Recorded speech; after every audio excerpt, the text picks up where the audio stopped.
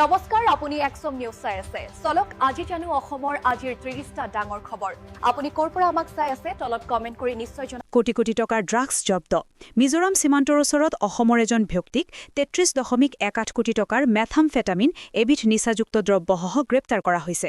সোণোৱালৰ কনভয় দুৰ্ঘটনাগ্ৰস্ত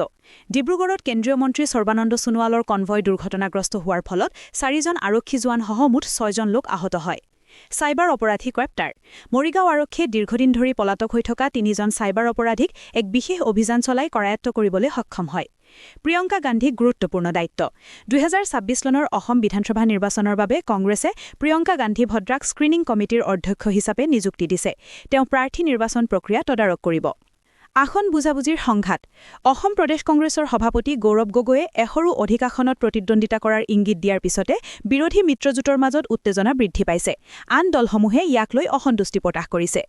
মুখ্যমন্ত্ৰীৰ নিৰ্বাচনী ভৱিষ্যৎবাণী আগন্তুক নিৰ্বাচনত বিজেপি আৰু ইয়াৰ মিত্ৰশক্তিৰ দলসমূহে 126খন আসনৰ ভিতৰত 103খন আসনত জয়লাভ কৰিব বুলি মুখ্যমন্ত্ৰী হিমন্ত বিশ্ব শৰ্মাই দাবী কৰিছে